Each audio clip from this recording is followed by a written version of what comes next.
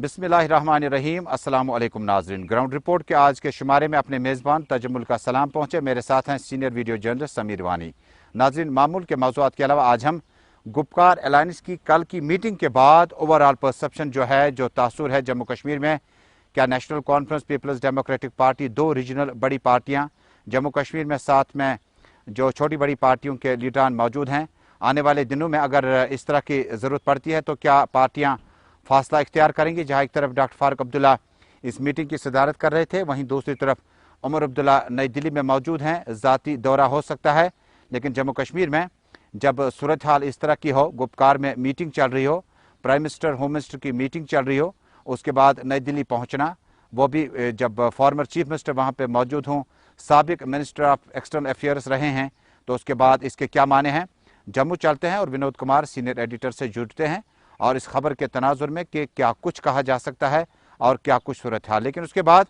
ज़रा देर बाद इसके लिए इंतज़ार करना होगा। लेकिन उससे पहले आपको शहर श्रीनगर में ताज़ा तरीन सूरत हाल क्या कुछ है। और इसी बीच में हसन मसूदी मेंबर पार्लियामेंट आज साउथ कश्मीर के दौरे पर थे। उन्होंने ज़रा इब्लाग से बातचीत की,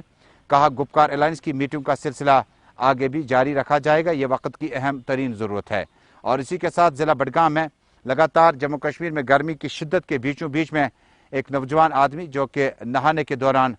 डूब गया, उसके बाद रेस्क्यू ऑपरेशन में क्या जम्मू कश्मीर में अब की बार इस रेस्क्यू ऑपरेशन में कोई तब्दीली लानी होगी ताकि इस तरह के मकामात जो है इसको किस तरह से इस तरह के वाक़यात को रोका जा सके। ज़िला बांडीपोरा के deputy commissioner doctor Uwais Ahmad का हुक्मनामा के आसपास के नदी नालों में फ़िलहाल जो लड़के तैरने जाते हैं, नहाने जाते हैं, उस पर मुकम्मल तौर पर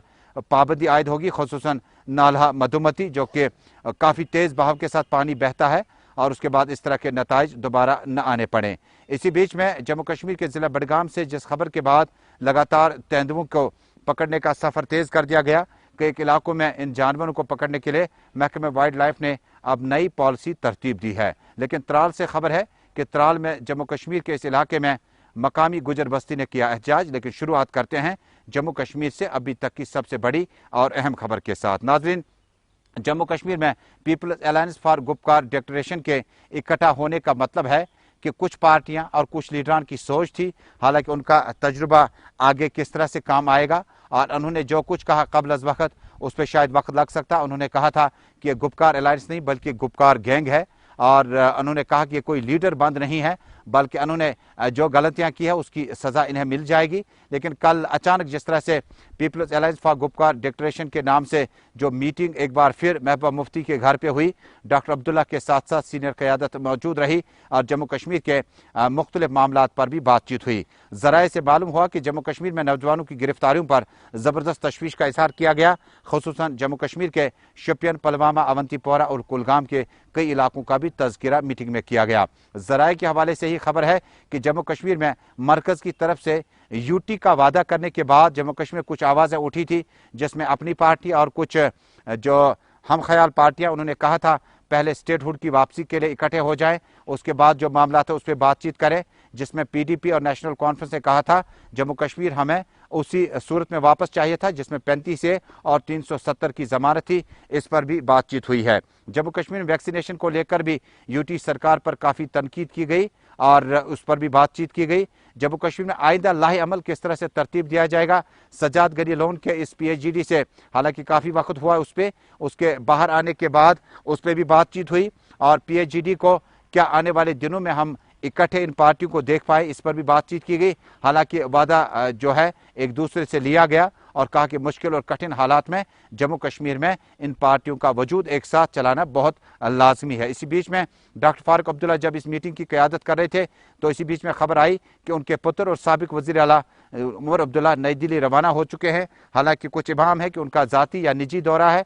लेकिन कुछ लोग कहते हैं कि जम्मू कश्मीर में कुछ इकदाम उठाए जाते हैं जिसमें डिलिमिटेशन का बड़ा अहम रोल है। नेशनल कॉन्फ्रेंस का डिलिमिटेशन में जाने या न जाने, कभी हाँ कभी ना के मिसदाक अभी उमर अब्दुल्ला, फारूक अब्दुल्ला, अली मोहम्मद सागर, अब्दुल रहीम राथर, चौधरी मोहम्मद रमज़ान, मोहम्मद अकबर लोन, ये पार्टी की सीनियर क़यादत है जिनके बीच में सलाह मशवरा जारी है। लेकिन फिलहाल सीधे आपको विनोद कुमार के पास जम्मू लिए चलते हैं। Peoples alliance for Gupkar declaration ने फिर दस्तक दे दी। महबूबा मुफ्ती के सरकारी निवास पर और मीटिंग तकरीबन 1 से 1.5 घंटे तक चली।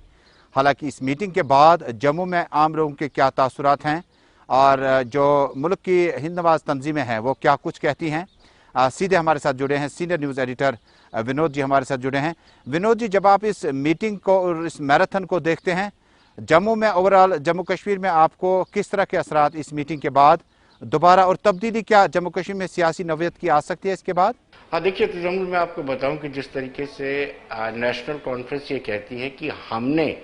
डीलिमिटेशन कमीशन से फासला नहीं बनाना है, हमने डीलिमिटेशन कमीशन की मीटिंग जो होंगी उसको अटेंड करना है और उसकी सफाई मुझे लगता है कि नेशनल कॉन्फ्रेंस को गुपकार अलायंस को भी देनी होगी, क्योंकि गुपकार अलायंस डे 1 से जिस दिन बना था उससे उसी दिन से ये कह रहे हैं कि उनको अपना स्पेशल स्टेटस चाहिए ही चाहिए। दूसरी ओर जो मीटिंगों का दौर वहां पर हुआ दिल्ली में, खुद उपराज्यपाल मनोज कुमार सिन्हा अमित शाह से मिलते हैं और उसके अलावा यहाँ पर आकर के चीफ सेक्रेटरी ज्वाइन करते हैं, नए चीफ सेक्रेटरी ज्वाइन करते हैं और उसके बाद बहुत सारे क्यास लगाए जा रहे थे। कल्पना भी नहीं की जा रही थी कि जिस तरीके से उस दिन जिस दिन कहा जा रहा था कि प्रधानमंत्री राष्ट्र को संबोधित करेंगे, उससे पहले भी बहुत सारे क्यास लगाए जा रहे थे। तो कहीं आनन फानन में गुपकार अलायंस ने मीटिंग बुलाई है और इस मीटिंग का जो भी असर आपको दिखेगा जम्मू कश्मीर की सियासत में दिखेगा और कश्मीर संभाग में ज्यादा दिखेगा। जम्मू संभाग के लोग ऑलरेडी ये माइंड बना चुके हैं कि अभी ऐसा माहौल नहीं है कि गुपकार अलायंस के जो उन्होंने कहा था कि 370 की वापसी या 35 की वापसी, वो उसका इतना असर जम्मू प्रॉविंस में नहीं पड़ेगा, अलबत्ता कश्मीर में जरूर पड़ेगा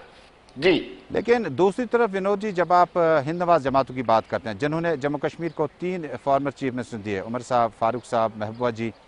कहीं ना कहीं इनकी बात में वजन तो है क्योंकि इनका राब्ता बराह रास्त लोगों के साथ है और गुज़श्ता कई बरसों से, हालांकि बीजेपी ने इसको गुपकार गैंग से ताबीर किया था, यूनियन मिनिस्टर्स आए थे डीडीसी इंतखाबात के दौरान, हालांकि उसके रद्दमल में नेशनल कॉन्फ्रेंस या पीएचडी ने कोई जवाब नहीं दिया। लेकिन ये दूसरी मीटिंग किस ओर इशारा करती है? क्या आने वाले दिनों में जो एक फासला बना हुआ है दिल्ली और जम्मू कश्मीर की सही नुमाइंदों के बीच में, जिन्होंने जम्मू कश्मीर को देखा है, मुश्किल हालात में देखा है, क्या माने कि एक बर्फ पिघलने का दौर शुरू हुआ और मरकज और जम्मू कश्मीर की लीडरशिप के बीच में जो खिला था उसको पूरा किया जाएगा? जी बिल्कुल, इस नजरिए से जरूर अच्छी है, पॉजिटिव अप्रोच है कि जो मीटिंग्स हो रही हैं और अब मुझे लगता है कि केंद्र सरकार को भी स्टेक होल्डर्स को नजरअंदाज नहीं करना चाहिए, क्योंकि 370 में जब संशोधन हुआ, 35 से रिपील किया गया, तो सबसे ज्यादा नाराजगी लोगों की ये थी कि हम स्टेक होल्डर्स हैं और हमें नजरअंदाज करके, और अब ये गलती मुझे लगता है कि केंद्र सरकार नहीं करेगी। हमें ये मान के लेकिन उमर अब्दुल्ला का दौरा दिल्ली, हालांकि कुछ लोग कहते हैं कि निजी दौरा है, लेकिन जो पब्लिक फिगर होते हैं, जो फॉर्मर चीफ मिनिस्टर रहे हैं, minister of external affair MOS रहे हैं मरकज में, उनका दौरा 10% निजी हो सकता है, लेकिन कहीं ना कहीं काफ़ी ज़्यादा वक्त के बाद नई दिल्ली में अब उमर अब्दुल्ला, किस तरह से आप देखते हैं उमर अब्दुल्ला के नई दिल्ली में दौरे के दो लेकर? हालांकि अगर पार्टी की बात करें नेशनल कॉन्फ्रेंस की, तो जब हमारी बात इनसे होती है तो वो कहते हैं कि उनका निजी दौरा है, लेकिन जो इस वक्त सियासी घटनाक्रम बन रहे हैं तो कम से कम निजी दौरा तो नहीं होगा, कहीं ना कहीं इनकी बातचीत जरूर चल रही है। और जिस तरीके से आपने देखा होगा नेशनल कॉन्फ्रेंस के तेवर थोड़े बदले हैं केंद्र सरकार को लेकर के,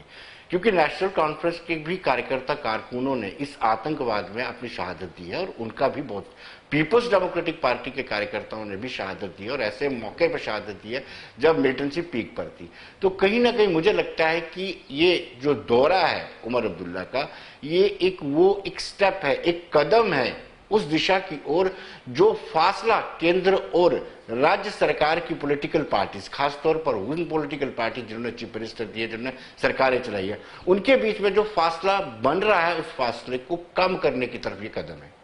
विनोद जी, जब आप दोनों मेन स्ट्रीम पार्टियों की बात करें, हालांकि अपनी पार्टी का विजन बिल्कुल क्लियर है, वो कहते हैं कि जम्मू कश्मीर व्हाट नेक्स्ट के साथ हमें चलना होगा और आवाम के इनफरादी इज्तिमाई मसाइल जो हैं उनको हल करना हमारी तरजीहात में शामिल हैं। भारतीय जनता पार्टी रोज़ अव्वल से कहती है कि तरक्याती प्रोजेक्ट जो है जम्मू कश्मीर लाए जाएंगे और उपराज्यपाल का जो इस वक्त जम्मू कश्मीर में उनका रोल है उससे हमें पूरा लाभ उठाना होगा जब तक अवामी सरकार आती है। लेकिन इस बीच में 4 अगस्त 2019 के बाद 2021 तक अगर किसी बड़ी पार्टी को नुकसान पहुंचा, रीजनल पार्टी को, वो पीपल्स डेमोक्रेटिक पार्टी को ही नुकसान पहुंचा। चाहे आप गिरफ्तारियों की बात करें, डिटेंशन की बात करें, NIA के बुलावे की बात करें, तो पहले दौर में हमने देखा कि महबूबा मुफ्ती को NIA ने तलब किया था, उसके बाद डॉक्टर अब्दुल्ला को तलब किया था, उसके बाद महबूबा मुफ्ती की वालिदा को तलब किया गया था। इस मीटिंग से कहीं हम आने वाले दिनों में रेसिप्रोकल रिएक्शन तो नहीं देखी या मरकज ने अपनी पॉलिसी में अब थोड़ी सी तब्दीली लाई है?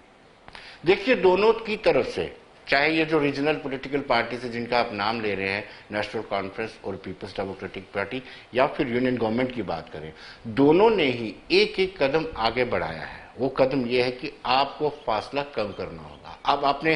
पॉलिटिकल प्रोसेस को अगर यूटी जम्मू कश्मीर पर शुरू करना है, आपने डीलिमिटेशन कमीशन की रिकमेंडेशन को इंप्लीमेंट में लाना है, तो आप दोनों ही पॉलिटिकल पार्टीज को और यूनियन गवर्नमेंट को, दोनों को ही अपने नेचर में, स्वभाव में बदलाव लाना होगा। अपने जो रिएक्शन है, एक्शन है, उसमें बदलाव लाना होगा। ये उसी का नतीजा है। एक कदम केंद्र सरकार आगे आ रही है और एक कदम ही ये दोनों रीजनल पॉलिटिकल पार्टीज आगे आ रही है।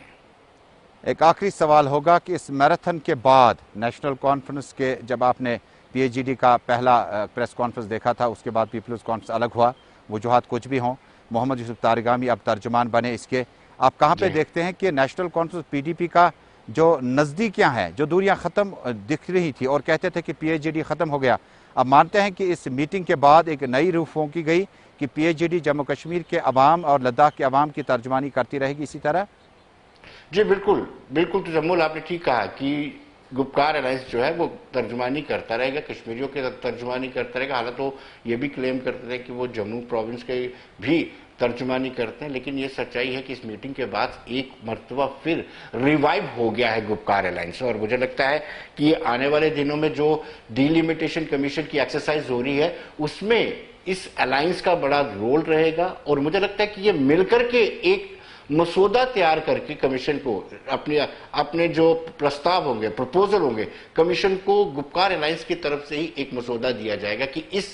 पैमाने पर, इस तरीके से डीलिमिटेशन को काम करना चाहिए या कॉन्स्टिट्यूंसी को डीलिमिटाइज करना चाहिए। बहुत बहुत शुक्रिया विनोद जी। नाज़रीन थे हमारे साथी और सीनियर न्यूज़ एडिटर जम्मू से बराह रास्त बात कर रहे थे विनोद जी। और जम्मू कश्मीर में गुपकार अलायंस की मीटिंग के बाद जम्मू कश्मीर और लद्दाख की जो अवाम की आरा है या मुख्तलिफ मेन स्ट्रीम जमातों की जो इस वक्त तजवीज़ है या उनका लाहे अमल जो है उस पर बात कर रहे थे। आप देख रहे हैं ग्राउंड रिपोर्ट अपने मेज़बान तजम्मुल के साथ। इधर शहर श्रीनगर में आज पुलिस और सिविल इंतजामिया ने शहर के मुख्तलिफ इलाकों का दौरा किया। ज़िला तरक्याती कमिश्नर के मुताबिक हमने लॉक और अनलॉक को जम्मू कश्मीर के सूरत हाल को देखने के बाद फैसले लेने पड़ते हैं, लेकिन पेंडेमिक ख़त्म नहीं हुआ। लोग थोड़ा सा इसको और संजीदा ले लें तो नताइज अच्छे बरामद किए जा सकते हैं। अमजद खान लाल चौक से बरह रास्त मेरे साथ जुड़े हैं। अमजद, जब आप इन दोनों को देखते हैं, ज़िला इंतजामिया पुलिस एडमिनिस्ट्रेशन के साथ साथ सीनियर अफसरान आज खुद मौजूद थे, तो क्या ये बावर कराने की कोशिश की गई कि पेंडेमिक ख़त्म नहीं हुआ, बल्कि आपके इनफरादी और इज्तिमाई मसाइल और बाकी इशूज़ को देखकर मुकम्मल तौर पर आपको मौका मिलता है कई एक जगहों पर अनलॉक का? क्या इसका अवाम ने किस तरह से इस अनलॉक को लेने की कोशिश की? देखिए तजम्मुल, जब से कोविड के अंदर अनलॉक का प्रोसेस शुरू हुआ है साल 2020 में, अब 21 में भी लगातार जो प्रशासन है वो ऑन ग्राउंड आता है हर बार अनलॉक में देखने के लिए कि क्या implemented guidelines, issued guidelines ground zero पर सही से काम कर रहे हैं या नहीं, क्योंकि कई सारे इलाकों से लगातार वायलेशंस की खबरें आ रही थी। लाल चौक के अंदर से भी कई तरह की वायलेशंस बताई जा रही थी। आज सुबह श्रीनगर की डिस्ट्रिक्ट एडमिनिस्ट्रेशन, जिला प्रशासन सड़कों पर थी, पुलिस सड़कों पर थी, सीनियर ऑफिसर्स जिसमें एसएसपी श्रीनगर समेत डीसी श्रीनगर और जो एडिशनल ऑफिसर्स हैं वो सब मौजूद थे ऑन स्पॉट, और ये देखने के लिए बाहर आए थे कि क्या सही में वायलेशन हो रही है या नहीं। कुछ इलाकों में कुछ लोगों को बिना मास्क के देखा गया, उन्हें मास्क पहनाया गया, एडवाइस किया गया। वहीं दूसरी तरफ मीडिया से बात करते हुए जिला अध्यक्ष ने ये कहा कि अभी अनलॉक का मतलब ये नहीं कि अनलॉक हो रहा है तो पेंडेमिक खत्म हो चुका है, हमें अभी भी सतर्क रहना है। बीमारी आज भी हमारे बीच मौजूद है, लेकिन हम पूरी तरह से लॉक इसलिए नहीं रख सकते क्योंकि लोगों की रोजी रोटी पर उससे खतरा आता है। लेकिन तो दूसरी तरफ जब आप आम ताजरों से मिलते हैं, हमने कई इलाकों पे देखा जो डिस्ट्रिक्ट डेवलपमेंट कमिश्नर श्रीनगर उनका जो गाइडलाइन है, कई डिस्ट्रिक्ट्स में हमने पाया कि पुलिस का उसमें ज़्यादा कोऑर्डिनेशन नहीं मिला, और बेशतर मौक़ों पे हमने देखा कि शॉपकीपर्स कहते हैं कि पुलिस वाले आए, हुक्म सादिर किया, कहा दुकानें बंद कीजिएगा। वो यहाँ से गाइडलाइंस बताते हैं कि आज इवन ऑड और न्यूमेरिकल के हिसाब से कौन सी शॉप खुलनी है, लेकिन पुलिस और एडमिनिस्ट्रेशन, सिविल एडमिनिस्ट्रेशन का साथ लाल चौक में रहना इस बात की ओर इशारा करता है कि पुलिस और एडमिनिस्ट्रेशन, सिविल एडमिनिस्ट्रेशन को भी कोऑर्डिनेशन के साथ चलना होगा। देखिए, सिविल एडमिनिस्ट्रेशन और पुलिस की कोऑर्डिनेशन पर सवाल तो कहीं सारे हैं, लेकिन इसमें एक जवाब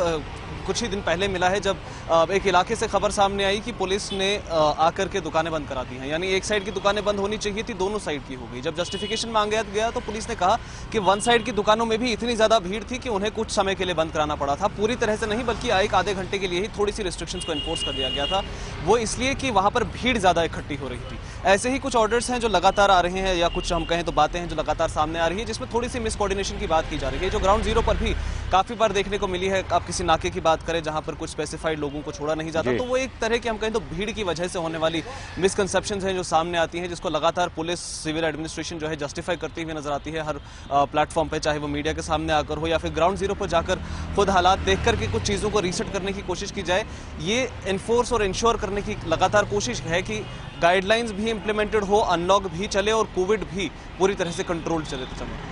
एक आखिरी सवाल होगा कि कश्मीर में कुल मिलाकर जब आप देखते हैं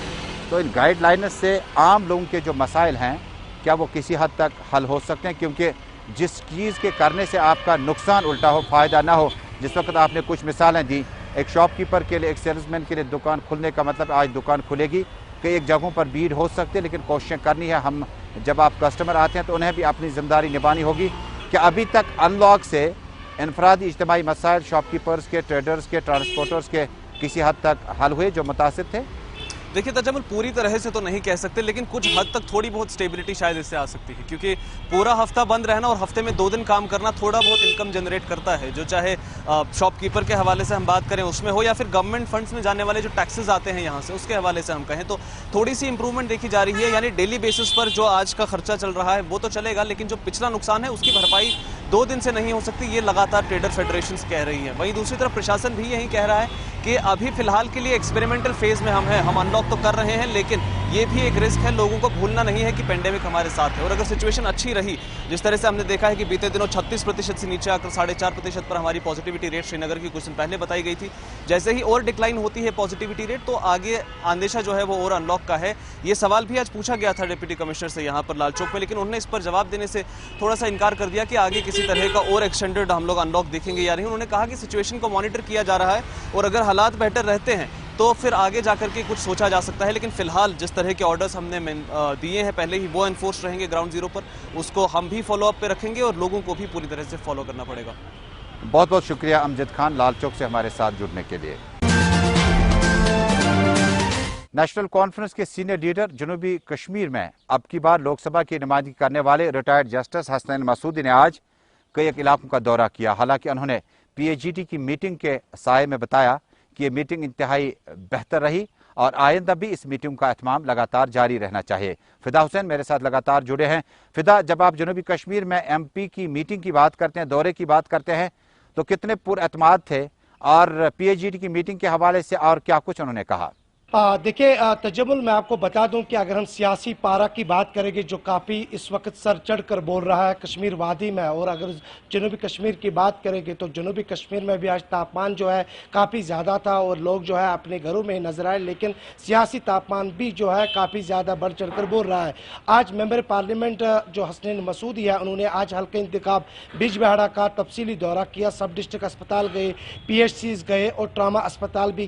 गए वो, और उन्होंने कई सारे अवामी वफूद के साथ भी मुलाकात की, जिन्होंने अपने अपने अस्पतालों के बारे में जो शिकायतें हैं वो उनके सामने रखे और कुछ करने की क्या ज़रूरत है। लेकिन जब हमने उनसे बात करनी चाहिए तो हसनैन मसूदी ने कल के मीटिंग के हवाले से एक बार फिर बात करते हुए कहा कि कल की मीटिंग जो है वो काफ़ी खुशगवार रही और काफ़ी ज़्यादा वक्त हुआ था, और काफ़ी ज़्यादा वक्त के बाद ये पहली मीटिंग हुई। हालांकि कोविड-19 जो है वो अभी ख़त्म नहीं हुआ, पेंडेमिक में ये मीटिंग ली गई, लेकिन उमर अब्दुल्ला के दिल्ली जाने पर जो हसनैन मसूदी है उन्होंने कहा कि ये उनका निजी दौरा हो सकता है, और मैंने भी आज सुबह सुबह यही सुना कि शायद साबिक वजीर आला उमर अब्दुल्ला फ्लाइट पकड़ के जो है वो दिल्ली पहुंच गए, और उस पर उन्होंने ज़्यादा और कुछ नहीं बोला। लेकिन उन्होंने कहा कि जो अफवाहें यहाँ पे लोग सुन रहे हैं, हम भी वही अफवाहें सुन रहे हैं, लेकिन उन्होंने कहा कि ध्यान देने की ज़रूरत नहीं है अफवाहों पर। लेकिन अगर हम यहाँ की बात करेंगे तो अफवाहें काफ़ी गश्त कर रही है, लेकिन जिस तरह से हमने कल देखा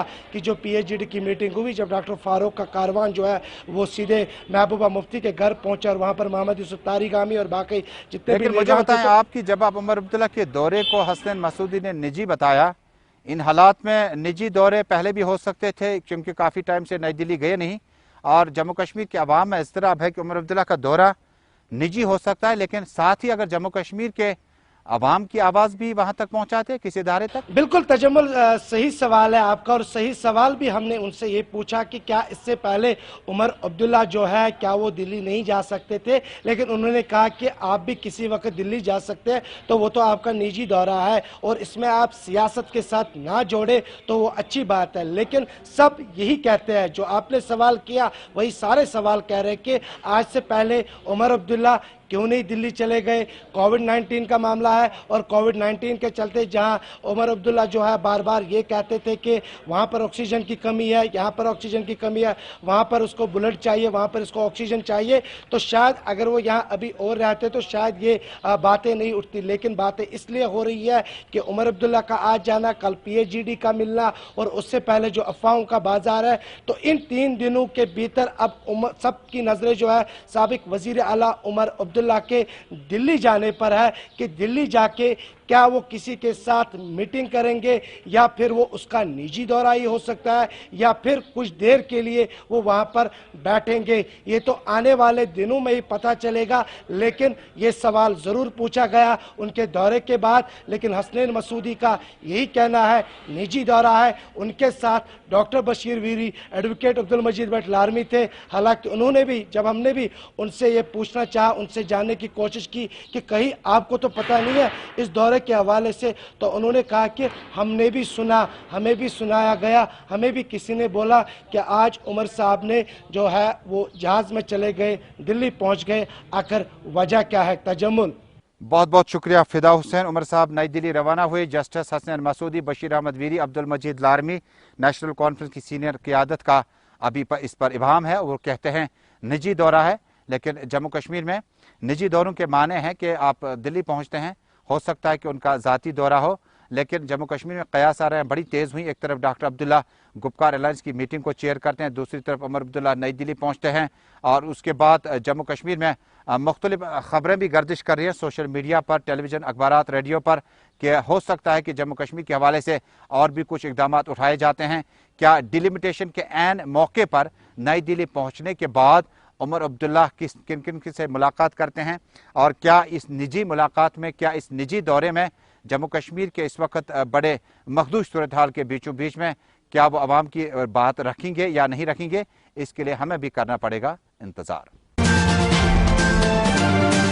नाज़रीन, जम्मू कश्मीर में, दुनिया भर में और मुल्क भर में जिस वक्त कोविड ने दस्तक दे दी, उसके बाद सबसे ज्यादा शोबा जो मुतासिर रहा वो तालीम का शोबा रहा, चाहे वो हायर सेकेंडरी लेवल का हो, स्कूल लेवल का हो, या यूनिवर्सिटी लेवल का, या प्रोफेशनल कॉलेजों में तालीमी निज़ाम बुरी तरह से मुतासिर रहा। और उसके बाद ऑनलाइन या जूम क्लासेस शुरू किए गए, लेकिन वो नुकसान की भरपाई नहीं कर पाया। इसी बीच में लेफ्टिनेंट गवर्नर मनोज सिन्हा ने और मुल्क के दूसरे हिस्सों में भी ऐलाननामा कल आया, जिसमें कहा गया कि अब इन क्लासेस के लिए फिलहाल जो इम्तहानात है उन्हें मुलतवी कर दिया गया। इरफान फाजिल की लाल चौक से ये रिपोर्ट। अगर ये एग्ज़ाम लेते तो कोविड केसेस बहुत बढ़ते हैं, तो इसी वजह से गवर्नमेंट ने भी अच्छा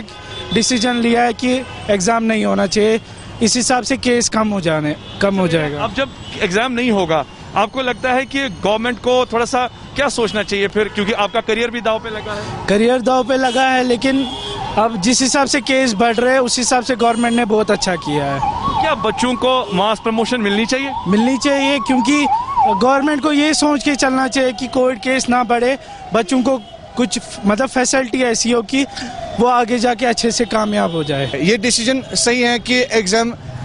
इन्होंने सारे पोस्टपोन किए या कैंसिल किए हैं, ठीक है, ये डिसीजन तो बिल्कुल सही है। क्यों लगता है कि अब अगर एग्जामिनेशंस कैंसिल हुए तो अब मास प्रमोशन के बारे में सोचना जरूर चाहिए, क्योंकि करियर जो है वो दाव पे लगा है बच्चों। जी, ऐसा तो सही है। अगर एग्जामिनेशन नहीं होते हैं तो बच्चों का मास प्रमोशन होना ज़रूरी है, क्योंकि उनका तो हम एक साल ज़ाया नहीं कर सकते, या जिनके अभी पेंडेमिक 2019 से है, तो 2019, 2020 और 2021, ये तो 3 साल फिर बच्चों के ज़ाया होंगे ना अगर मास प्रमोशन नहीं होगी। देखो पिछले साल भी क्या हो गया, यही प्रॉब्लम, सेम प्रॉब्लम। तो सेम प्रॉब्लम से अभी हम 3 साल से जूझते आ रहे हैं। Board examinations class 10th, 11th, 12th की अगर बात करें तो इस वक्त खास तौर पर तो यही खबर है कि क्लास 11th के जो बोर्ड एग्जामिनेशंस थे या CBSE 12th, अब उसे कैंसिल कर दिया गया है क्योंकि पैंडेमिक चल रहा है। और पैंडेमिक के दौरान अगर बात करें तो बच्चों के साथ बात करने के बाद यही पता चला कि बच्चों ने तो तैयारी की थी, यानी ऑनलाइन उन्होंने पढ़ाई वगैरह की थी, मगर उनका मानना है कि एक साइड से पैंडेमिक की जो लहर काफी ज्यादा बढ़ गई है, जिसकी वजह से केसेस की तादाद भी काफी बढ़ गई थी और एक चैलेंजिंग होता गवर्नमेंट के लिए, क्योंकि फिजिकली वो जाते और एग्जाम देते और उसके बाद किस तरीके का नॉर्म्स वहां होते, सोशल डिस्टेंसिंग होती, किस तरीके की वहां पे हालत होती। यानी बच्चों का ये मानना है कि एक साइड से उनका करियर भी दांव पे लगा हुआ है, दूसरे साइड से वो सरकार से ये भी अपील कर रहे हैं अगर उनके जी हाँ एग्जामिनेशंस अब नहीं होंगे तो उन्हें मास प्रमोशन जरूरी मिलनी चाहिए ताकि उनका साल बच सके। With video journalist Abid Qadir के साथ सईद इरफान फाजिल, गुलिस्तान न्यूज, श्रीनगर, कश्मीर। तो नाज़रीन, इसी के साथ ग्राउंड रिपोर्ट में आज का शुमारा बस यहीं पे मुकम्मल हुआ। अपने मेजबान को दीजिए इजाजत। अल्लाह हाफिज।